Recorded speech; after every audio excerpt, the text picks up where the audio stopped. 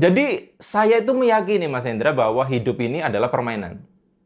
Life is a game. Ketika saya ngomong kayak gitu, banyak yang ngomong, Mas Arif itu ngawur. Hidup kok permainan gitu. Lalu dia pakai macam-macam ya argumentasi. Terus akhirnya karena dia cukup religius, saya tunjukkan. Loh, lihat loh, di Al-Quran aja disebutkan hidup adalah senda gurau dan permainan kok. Terus diem gitu kan. Tapi sebentar, kenapa ketika saya ngomong permainan kok orang seolah-olah mengatakan saya menyepelekan hidup, Mas? Karena mereka lupa yang namanya permainan itu ada aturannya. Sepak bola itu permainan kan ya Mas ya? Tapi kan ada aturannya, ada rules-nya, ada handsball, ada offset dan seterusnya.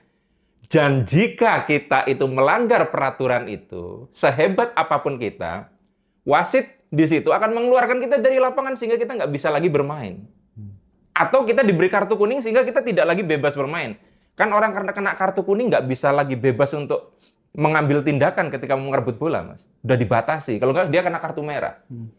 Nah, kecuali ya, kecuali ada permainan, ya kan? masalahnya wasit kayak gitu masih bisa disogok.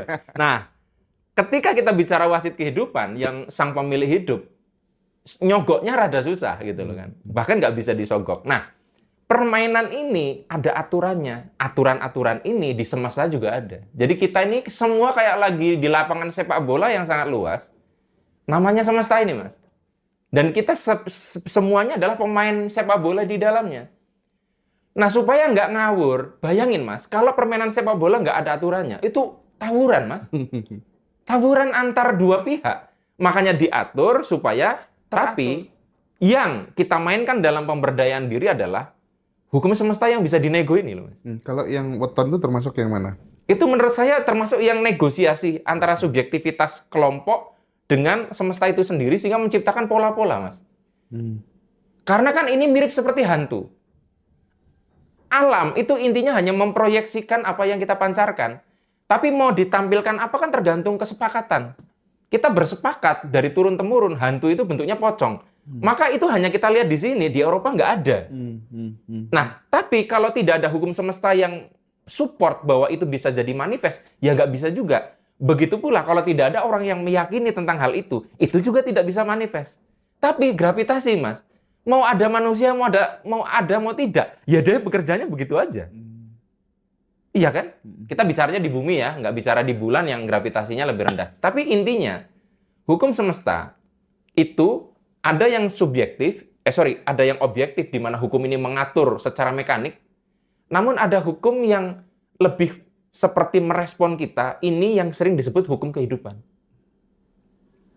Jadi ini hukum kehidupan ini yang nggak dibahas di sains. Coba buku fisika terus cari law of attraction di sana. Nggak ada. Nggak ada. Cari hukum karmik. Nggak ada. Tapi itu sebetulnya bisa dikaitkan dengan hukum-hukum yang ada di semesta. Contohnya, hukum karma itu relevan dengan hukum kekekalan energi. Sesuatu itu nggak akan bisa musnah energi itu. Dia hanya berubah bentuk. Bahasa hukum kehidupannya karma, tabungan energi, kayak gitu Mas, sebetulnya. Betul. Kekuatan kolektif belief itu repotnya adalah dia juga akan jadi ingatan dari semesta itu sendiri. Makanya kan kayak gini, pernah belajar ilmu gaib nggak Mas? Yang kalau mau memulai satu ilmu itu jejak bumi 3 kali, gitu kan? Loh, jejak bumi ini emang dipahami oleh semesta. Awalnya tidak ada data itu. Tapi kan itu seperti dibikin anchor, Mas. Kalau teman-teman belajar hipnoterapi, itu ada yang namanya anchor. Anchor itu baca tulisannya ancor, jangkar. Sesuatu dijangkarkan di situ. Nah, jadi kalau kita menjangkarkan emosi bahagia di sini, misalkan dengan ditepuk-tepuk, nanti memori bawah sadar, tubuh itu mengingat kalau ditepuk sini, nanti bahagia. Nah, yang kita tepuk-tepuk ini bumi, terus dihubungkan dengan semesta, Mas, sama aja. Di anchor. Belum meng-anchor ke diri kita. Cek, cek, cek. Langsung muncul kekuatannya. Lah, ini jek-jek-jek ini udah dilakukan lebih dari 10 generasi. Dengan belief yang sama, dengan vibrasi yang sama besarnya, itu jadi ingatan semesta. Makanya akhirnya kita tinggal ngunduh apa yang sudah di itu. Cuman, kalau yang dulu ditanamkan, diengkerkan oleh lingkungan itu jelek, ya repot, Mas. Kita bikin rumah menghadap utara di kabupaten lain nggak ada masalah. Giliran di situ apa saya? Pertanyaannya bisa dilawan nggak? Bisa. Bisa. Bisa. Tapi sekuat apa kita itu melawan itu? Kalau kita punya vibrasi yang besar kan bisa, Mas. Ya, Kan makanya kan ini kadang bisa jadi tidak berlaku untuk orang dengan level kesadaran tertentu. Betul. Gitu. Nah, tapi kalau level kesadarannya nanggung, kadang kan terpengaruh, Mas. Contoh paling gampang lah. Mas Hendra itu adalah orang yang sangat pemberani, lalu ada teman yang sangat penakut. Dra, temenin aku ke belakang ke toilet gitu loh. Nah, di sini ada satu orang pemberani dan satu orang penakut. Itu kalau si Hendra tadi itu begitu kuatnya kan bisa membawa Betul. yang takut jadi berani. Tapi bagaimana kalau takutnya itu lebih besar dan narik Hendra malah jadi setengah berani? Iya. Masih berani tapi udah turun. Nah, itu akhirnya kan begitu. Belum lagi yang kita lawan bukan 1+1 seperti Hendra plus temannya yang ngajak ke toilet. Kita dan sekelompok masyarakat di kampung itu plus 10 generasi dari masyarakat kampung itu. Nah, bayangin, Mas. Negara kita dijajah tuh udah lama. Mental kita terjajah itu udah diwariskan. Mental yang menjajah juga diwariskan. Akhirnya seolah-olah kita tuh kayak nggak bergerak, hanya ganti pelaku. Iya kan? Jadi untuk ngubah ini tuh panjang waktunya Iya, tuh. betul banget ya. Terwariskan ya. Iya, yang menjajah bukan lagi Belanda, Mas. Kadang bangsanya sendiri akhirnya. Karena memori itu belum selesai. Loh, saya tuh punya teman menarik loh, Mas. Entah kenapa mereka tuh bermusuhan, ribut. Entah kenapa ada ketidaksukaan yang tidak bisa dijelaskan. Setelah dirunut, tahu nggak? Ternyata leluhurnya itu dulu dari 2 kerajaan yang dulu berperang loh, Mas. Ini kok bisa perasaan itu diwariskan? Dia pun nggak tahu. Kenapa aku nggak suka sama orang itu? Ingatan itu sampai ke kita, Mas. Jadi kalau kita awal ketemu, tiba-tiba kok aku cocok sama Hendra ya? Karena aku masih ingat gitu loh, ada WA, kok aku cocok aja gitu loh, padahal kan belum pernah lihat mukanya. Mungkin aku cari di medsos pun nggak ada mukanya. Tapi perasaan chemistry itu ada. Ya berarti kalau dirunut, mbah-mbah kita, leluhur kita sampai ke atas nggak pernah bermusuhan, Mas. Sepakat. Anda emosi lihat saya nggak?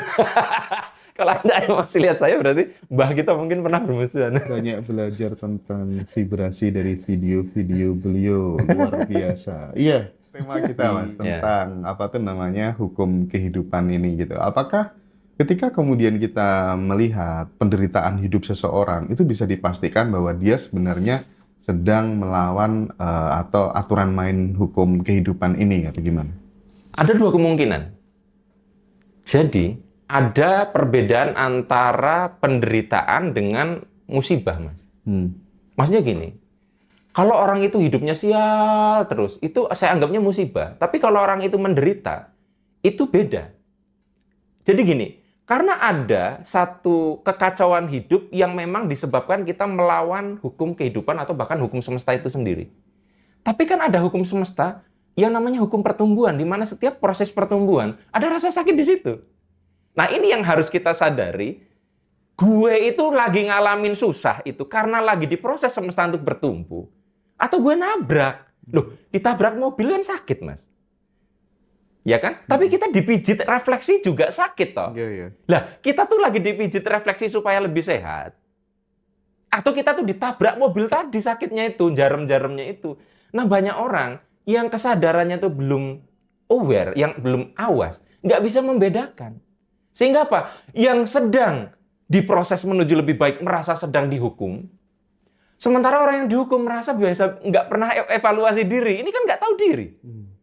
Makanya pertama kali, sebentar, gue itu sekarang lagi yang mana? Ini perlu loh, Mas.